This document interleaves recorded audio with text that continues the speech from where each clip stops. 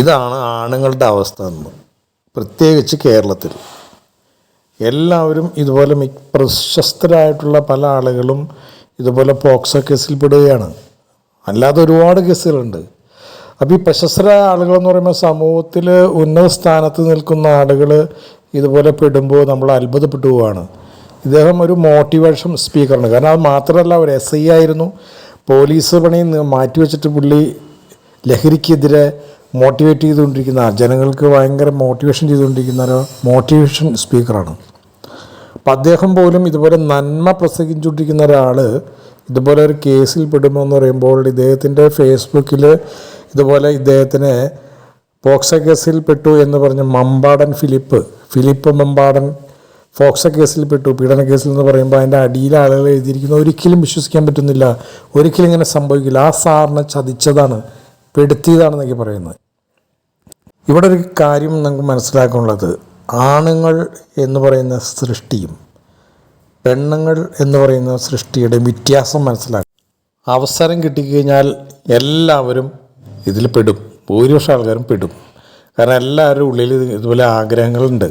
പക്ഷേ ഇതൊക്കെ എല്ലാവരും കൺട്രോൾ ചെയ്ത് നിർത്തിയിരിക്കുകയാണ്. കാരണം ആ സമൂഹത്തിൽ ദോഷം സംഭവിക്കും, അതുകൊണ്ട് കുടുംബത്തിൽ ദോഷം സംഭവിക്കും, അതുകൊണ്ട് ഭയപ്പെട്ടും പിന്നെ നിയമത്തിനെ പേടിച്ചൊക്കെ ആളുകൾ കൺട്രോൾ ചെയ്ത് മുന്നോട്ട് പോകുന്നതാണ്. അച്ഛനും സ്വാമിയും മോട്ടിവേഷൻ സ്പീക്കറും MLAയും എല്ലാവരും പെടും ഈ കാര്യത്തിൽ. കാരണം വെച്ചിട്ടുണ്ടെങ്കിൽ അത്രയും ശ്രദ്ധിക്കേണ്ട ഒരു കാര്യമാണത്. ഇവിടെ ആണുങ്ങളുടെ സൃഷ്ടിപ്പ് അങ്ങനെയാണ്. ഇദ്ദേഹവും പെട്ടത് അങ്ങനെ തന്നെയായിരിക്കും. കാരണം ആ ഒരു സാഹചര്യം വന്നു കഴിഞ്ഞ് കഴിഞ്ഞപ്പോൾ അങ്ങനെ ഇത് എല്ലാം മറന്ന് അതിനകത്തേക്ക് പോയി, പിടിക്കപ്പെടില്ല എന്നൊരു ചിന്ത വന്നിട്ടുണ്ടാവും. അപ്പം അങ്ങനെ വന്നപ്പോഴാണ് ഇത് വലിയ പല പ്രാവശ്യവും ഇതിനകത്ത് സംഭവിച്ചിട്ടുണ്ടാവും. അങ്ങനെ അവർ കംപ്ലൈൻറ്റ് കൊടുക്കുന്നു, കേസായി.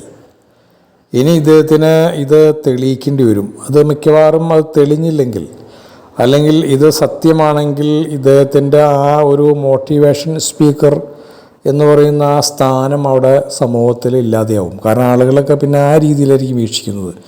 പിന്നെ ജനങ്ങളോട് നമ്മൾ നന്മ പറയാൻ ചെന്ന് കഴിഞ്ഞാൽ ആളുകൾ അംഗീകരിക്കില്ല. നീയാണോ നന്മ പറയാൻ വരുന്നതെന്ന് പറയും.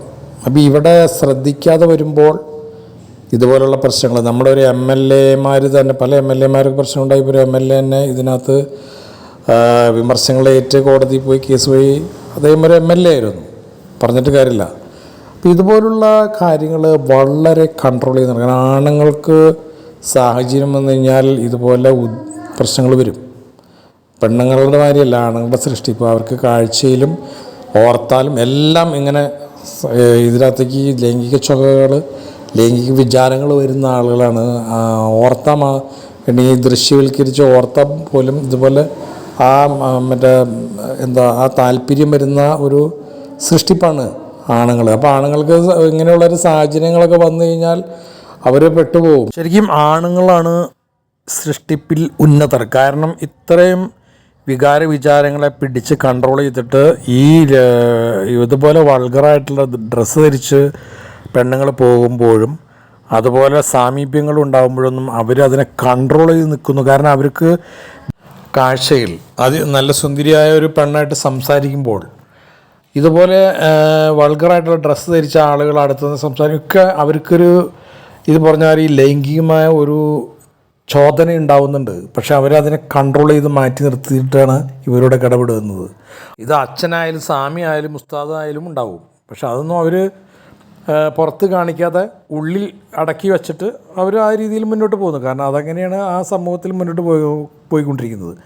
ചില ആളുകൾ ഇതിനകത്ത് ആ സമയത്ത് സാഹചര്യം വരുമ്പോൾ കൺട്രോളിങ് വിട്ട് അതിനകത്തേക്ക് ഇടപഴകുന്നു. പിന്നെ ഒരു സമയത്താണ് ഇവർ തിരിച്ച് അടിക്കുമ്പോൾ പെട്ടുപോകുന്നു. അങ്ങനെയാണ് ഈ ഇതിനകത്തൊക്കെ സംഭവിക്കുന്നത്.